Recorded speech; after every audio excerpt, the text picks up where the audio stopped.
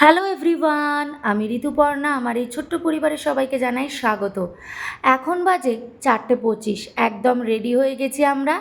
আজ আমরা যাচ্ছি পুরী, কিন্তু শ্রিয়ান এখনও ঘুম থেকে ওঠেনি। শ্রিয়ানকে এখন ঘুম থেকে তোলার চেষ্টা করব, কারণ ভেবেই রেখেছি একদম লাস্ট মুহূর্তে শ্রিয়ানকে তুলবো, যাতে ও অত ভোরে উঠে না বিরক্ত করে। তো দেখো, আমরা কিন্তু সবাই রেডি হয়ে গেছি। আমাদের গাড়ি প্রায় এসেই গেছে। শ্রিয়ানও উঠে পড়েছে। শ্রিয়ান এখন একটু বিস্কিট খাচ্ছে। তো এবার বেরোবো, বলতে বলতে বেরিয়ে পড়লাম। দেখো কি সুন্দর লাগছে না আকাশটা, ভোর ভোর হচ্ছে। এখন 5টা বাজতে 5 মিনিট বাকি। আবার একটুখানি রাস্তা যেতেই মনে পড়েছে আমরা আমাদের একটা লাগেজ নিতে ভুলে গেছি। সেটাতে শ্রিয়ানের জামা ছিল, আমারও জামা ছিল, ভুলে গেছি। আবার ব্যাক করে গিয়ে নিয়ে চলে এসেছি। আধ ঘন্টার মধ্যে আমরা, আধ ঘন্টাও না, 20-25 মিনিটের মধ্যে আমরা হাওড়া পৌঁছে গেছি। কি সুন্দর লাগছে দেখো, ওই দেখো সূর্য উঠছে, দেখেছো? একটু লাল লাল হয়ে আছে। আর কি সুন্দর গঙ্গার ঘাটটা লাগছে না? গঙ্গার পাশ দিয়ে যাওয়ার সময় না এত ভালো লাগছিল দেখতে। একদম সকাল সকাল তো একটা কুয়াশা কুয়াশা ভাব, এইরকম আর কি। তো আমরা হাওড়া স্টেশনে ঢুকে গেছি। তো ওইটা আরেকটা বন্দে ভারত আলাদা, আর এই যে আমাদের বন্দে ভারত এখন ঢুকছে। তো এবার আমরা ট্রেনে উঠে পড়ব। তো দেখি কীরকম লাগে, কি এক্সপিরিয়েন্স হয়, সেটা তো অবশ্যই তোমাদের সাথে বলবো, কারণ আমি তো এই ফার্স্ট টাইম বন্দে ভারত চলছি। সেইভাবে তো চড়ার সেরকম সুযোগ হয়নি, বা এমন জায়গায় গেছি যেখানে বন্দে ভারত পাইনি। তো এইবার যেহেতু পুরী যাচ্ছি, তাই জন্য আমরা বন্দে ভারতই চুজ করলাম। তো চলো ট্রেনে উঠে যাই এবার। ট্রেনে উঠে লাগেজ রেখে তারপরে আবার তোমাদের সাথে দেখা হচ্ছে।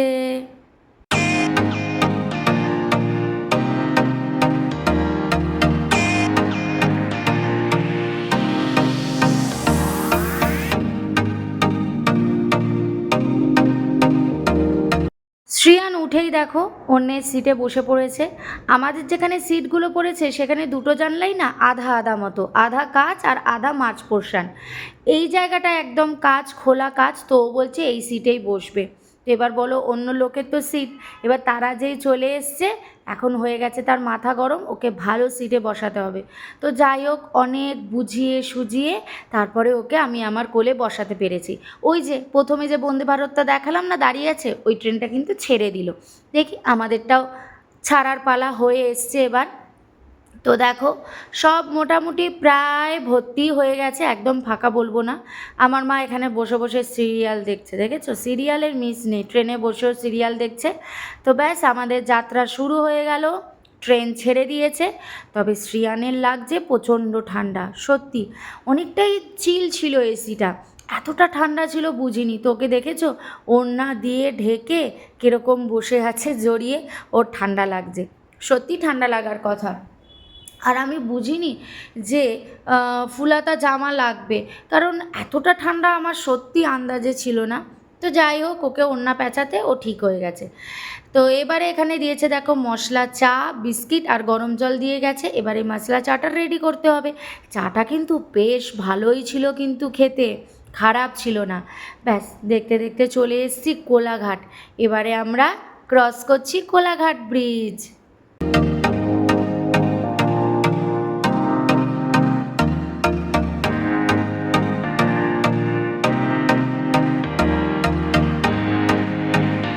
তারপরে চলে এসেছিল আমাদের ব্রেকফাস্ট। তো ব্রেকফাস্টে কী আছে দাঁড়াও, আমারগুলো তো এখনও খোলা হয়নি, রেহান খুলে নিয়েছে। তো এই যে বাটার, সস, জ্যাম, এখানে ডিমের অমলেট রয়েছে, আলু ভাজা, গাজর, কড়াইশুঁটি, আর এখানে দুটো ব্রেড রয়েছে, আর এখানে কেক রয়েছে। তবে বেশ ভালো ছিল, অমলেটটাও কিন্তু বেশ মোটা ছিল। কেকটা আমি খাইনি, কেকটা শ্রিয়ানের জন্য রেখেছি। এই যে শ্রিয়ান কিন্তু প্রায় 1-1.5 ঘন্টা ঘুমিয়েছে। তারপরে ওকে ঘুম থেকে তুলে ওকে খাওয়ানো হচ্ছে। সে ঘুম থেকে উঠতেই পারছে না, এত ঘুম তার। তো আবার দেখো ওড়না জড়িয়ে মায়ের পাশে আবার বসে পড়েছে, দেখো কীরকম চোখ মেলে মেলে দেখছে। তবে আর ঘুমায়নি, তবে সেই ঘুমটা সলিড দিয়েছে। যদি খাবারের জন্য না তুলতাম না, হয়তো এখনও ঘুমাতো, কিন্তু খাওয়াতে তো হবে না খালি পেট। ব্যাস, দেখতে দেখতে চলে আসলাম আমরা ভদ্রক। এখন ট্রেনটা দাঁড়িয়ে আছে ভদ্রকে। তবে চাটাও ভীষণ ভালো ছিল। যে মশলা চাটা দিয়েছিল না, ওর মধ্যেই কিন্তু দুধ টুধ সব মেশানো ছিল একটা। তো ওইটাও বেশ ভালো ছিল, আর ব্রেকফাস্টটাও ঠিকঠাকই ছিল, কিন্তু তারপরে আর ওরা কোনো খাবার দেয় না। আমাদের ট্রেনটা পৌঁছানোর কথা ছিল মনে হয় 12:35 পৌঁছেছে, 12:37 না 12:40 পুরীতে ঢুকেছে। ব্যাস, এমনি ঠিকঠাকই আছে, ট্রেনটা জার্নিটা ভালোই ছিল, ঠিকঠাকই ছিল, কিন্তু মানে আলাদা স্পেশাল আমি ঠিক বুঝলাম না। সিটগুলো ভালো, হ্যাঁ, একা অন্য অনেক সময় সিট ছোট থাকে, তো এই সিটটা বেশ কমফোর্টেবল, কিন্তু বেশ ভালো সিটটা ছিল, ব্যাস এইটুকুই। সিটও ভালো ছিল, ব্রেকফাস্ট ওই যা দিয়েছে দেখালাম, ব্রেকফাস্টও ভালো ছিল। ওই দেখো, ওই যে ট্রেনটা ছেড়ে দিয়েছে, ওটা কোথাকার ট্রেন বলো তো? এটা কিন্তু ভুবনেশ্বর স্টেশনে আমরা এসে দাঁড়িয়েছি। ওটা হচ্ছে আগরতলা টু ব্যাঙ্গালোর। এখন ব্যাঙ্গালোর থেকে ট্রেনটা এসছে, এখন যাচ্ছে আগরতলা। ব্যাঙ্গালোর দেখে না আবার বাড়ির কথা মনে পড়ে গেল, যে কি অবস্থায় রয়েছে কে জানে বাড়িটা। তবে সোহম তো বা চলেই যাবে, রবিবার দিন সোহম ব্যাঙ্গালোর চলে যাচ্ছে, ওর 5টার সময় ফ্লাইট আছে। ব্যাস, দেখতে দেখতে আমরা পৌঁছে গেলাম পুরী। তো চলো এবার পুরীতে একটু আনন্দ করি। 2 বছর আগেই তো এসছিলাম, 2 বছর, হ্যাঁ 2 বছরের মতোই হয়েছে, তার আগে এসছিলাম। তো ব্যাস, ট্রেন থেকে নেমে আমরা অটোয় উঠে পড়েছি। দেখো, এই বাঁকটা হচ্ছে মেন, এই বাঁকটা নিলেই কিন্তু এই সমুদ্র টা দেখা যায়, এত ভালো লাগে না তখন, মানে মন খুশি হয়ে যায়। কিন্তু এই যে দেখো এখানে কত ছোট ছোট গাছ বসিয়েছে, এগুলো কিন্তু সব নতুন। আমি তো 2 বছর আগে যখন এসেছিলাম তখন তো এগুলো দেখতে পাইনি, তবে এখন কিন্তু এগুলো নতুন বসিয়েছে গাছগুলো। তো আমাদের কিন্তু ভীষণ খিদে পেয়ে গেছিলো, তাই হোটেলে এসেই আমরা আগে কি করেছি বলো তো, লাঞ্চটা সেরে নিয়েছিলাম। খাওয়া দাওয়া শেষ হয়ে গেছে, এখন শ্রীহান বাবার সাথে সমুদ্র দেখতে যাবে। ব্যাস, তারপরেই কিন্তু পুরোটা ইতিহাস। আমি ভাবলাম হয়তো শুধু সমুদ্রটাই দেখবে, তো এই যে সানগ্লাস আর টুপি পরে একদম রেডি শ্রীহান সমুদ্রে যাওয়ার জন্য। তো বাবা যাচ্ছে, সোহান যাচ্ছে, আর শ্রীয়ান যাচ্ছে সমুদ্র দেখতে। ব্যাস, তারপরে বাবা ভিডিও কল করে দেখাচ্ছে ও জলের মধ্যে ঝাপাঝাপি করছে। কি বলবো, বিন্দু মাত্র ভয় নেই। আমি যখন মুদ্রেশ্বরে গেছিলাম এই দুর্গাপুজোর আগ দিয়েই, তখনও সমুদ্রের জলে এরকম লাফালাফি করেছে, তবে আমরা বেশিক্ষণ ছিলাম না, আমরা চলে এসেছিলাম, কারণ তারপরে আমাদের যাওয়া ছিল। দেখেছো কি কাণ্ড করছে, একটুকু ভয় নেই। বাবা এক হাতে ওর জুতোটা ধরে আছে, আর এক হাতে ওকে সামলাচ্ছে। তো আমরা এই জন্যই ভাবলাম যে ভিডিও কলে দেখে আমি মাকে বললাম চলো মা আমরাও যাই। ও কিন্তু বাবার কথা একদম শুনবে না, ও সমুদ্র থেকে উঠছেই না। তো আমরা যাবার পরে বাবা আবার আমাদের জুতোটা দিয়ে তারপরে ওকে ধরেছে। দেখেছো কি কাণ্ড করছে, এত সাহস হয়ে গেছে, কিছুতেই ওকে সমুদ্রের জল থেকে তোলা যাচ্ছে না। আমরা দেখো এখানে দাঁড়িয়ে দাঁড়িয়ে ওকে দেখছি, মা এখানে দাঁড়িয়ে আছে, দিদিভাই আর রেহান, এই যে এখানে দিদিভাই আর রেহান দাঁড়িয়ে, আর সোহান তো নেমেইছে। দেখো কি বদমাইশি করছে, দেখেছো হাত পাত ছেড়ে দিয়ে জলে নাচানাচি করছে।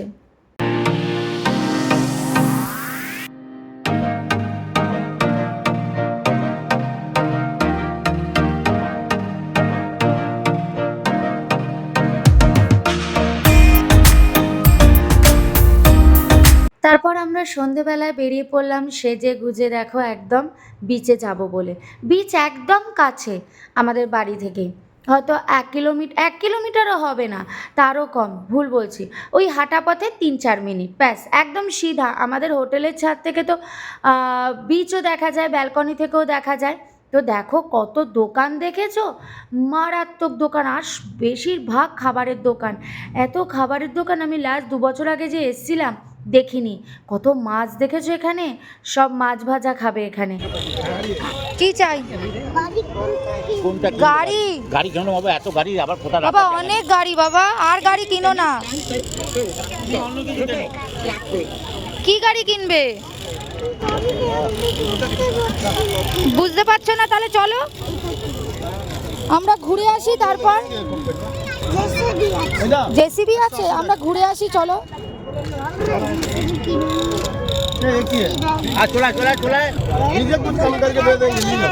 তো কি সুন্দর দেখো, ওই যে ওটা গোল মতো ঘুরছে গাড়িগুলো। তো আমি শ্রিয়ানকে বললাম যে বাবা তুই এগুলো চড়বি, তো ওই গাড়ি কিনে কি করবি, তোর তো এত গাড়ি। আমাকে বলছে মাম্মা গাড়ি চড়তে নেই, গাড়ি কিনতে হয়। কি ছেলে, মানে কি বলবো ওকে। তো দেখো কত দোকানপাট এখানে, প্রচুর দোকান, মানে এত, আর তার উপরে খাবারের দোকান, প্রচুর খাবারের দোকান, কি বলবো। তো আমরা এখন এখানে চা খেতে বসেছি, এখন একটু চা খাবো। তো শ্রিয়ান লাস্টে দেখেছো এই গাড়িটা কিনেছে, ওকে গাড়ি কিনে দিতেই হবে। ব্যাস গাড়ি কিনে এই যে প্যাকেট দুলিয়ে দুলিয়ে উনি এখন চলেছেন। সবাই ওখানে চা খাচ্ছে, ওখানেই সবাই বসেছিল। তারপরে ভুট্টার চাটটা নিলাম, তবে এইটা খাওয়ার পরে মনে হলো আমি ঘরে এর থেকে ভালো ভুট্টার চাট বানাতে পারি। মোটামুটি লেগেছে, খুব ভালো লাগেনি, তবে এই লঙ্কার মানে বড়াগুলো বেশ ভালোই লেগেছে। সস দিয়েছে, টমেটো সস আর চিলি সস দিয়েছে, সেটা দিয়ে খেয়েছি। তারপর তো শ্রিয়ানের বালি দিয়ে সাজানো, বালি দিয়ে পা দিয়ে বালিগুলোকে এক জায়গায় করে তার উপরে লাফিয়ে বলছে মাম্মা আমি নষ্টই করে ফেললাম এটা, মানে এক জায়গায় করেছে, যে লাফিয়েছে ওটা ছড়িয়ে গেছে। তাই পুরীতে যে এত ভিড় হবে ভাবতেই পারিনি, কি ভিড় বাপরে। হ্যাঁ, হাওয়ায় ঘুরছে বাবা, হাওয়ায় ঘুরছে ওটা। হ্যাঁ, তোমার ভালো লাগছে?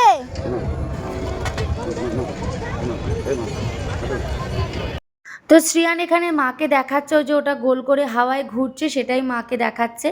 এবার আমরা খাবো হচ্ছে ভেলপুরি চাট, দারুণ ছিল কিন্তু ভেলপুরি চাটটা, ওটা খেয়েই যেন পেট ভরে গেছে। তো প্রচুর টুকটাক অনেক কিছু খাওয়া হয়েছে, পেট একদম জ্যাম। আর দেখছো তো কি অবস্থা। ভিডিওটা রাত্রিবেলা না এন্ড করতে ভুলে গেছিলাম, হঠাৎ এখন ভিডিও এডিট করতে গিয়ে দেখি আরে এন্ডই তো করিনি। তো ভিডিওটা এন্ড করতে চলে এলাম। আর পুরীতে গরম আছে, তবে যেরকম ভেবেছিলাম বীভৎস গরম হবে সেরকম গরম কিন্তু নেই। বিচের ওখানে প্রচণ্ড প্রচণ্ড হাওয়া, বিচের ওখানে বেশ ভালো লাগছে হাওয়াটা খেতে।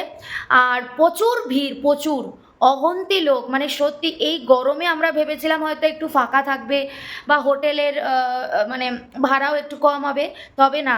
আমরা তো হোটেল আগেই বুক করেছিলাম, হোটেল অনেক দিন আগে আমাদের বুক করা হয়ে গেছিলো, কিন্তু তাও ভেবেছিলাম যে হয়তো, মানে যখন বুক করেছিলাম তখন ভাবছিলাম হয়তো এই গরমে হোটেলের ভাড়া কম থাকবে, কিন্তু না, কি করে কম থাকবে, যেই পরিমাণের লোক, তো হোটেল আর ভাড়া কমাবে কি করে, তাই না। প্রচুর ভিড়, প্রচুর ভিড়। তো যাই হোক ভিডিওটা এন্ড করতে চলে এলাম, কারণ কালকে আর পারছিলাম না, সেই 3টের সময় ঘুম থেকে উঠেছিলাম, তো তাই তাড়াতাড়ি শুয়ে পড়েছি, আর এনার্জি ছিল না। তো ভিডিওটা এখানে এন্ড করে দিলাম। আমাদের পুরী ভ্রমণ আজকে প্রথম দিন কাটলো। তো মানে সকালে ঘুম থেকে ওঠা, ট্রাভেল করা, তারপরে পুরীতে এসে আবার হাফবেলা ঘোরা, পুরোটাই শেয়ার করলাম তোমাদের সাথে।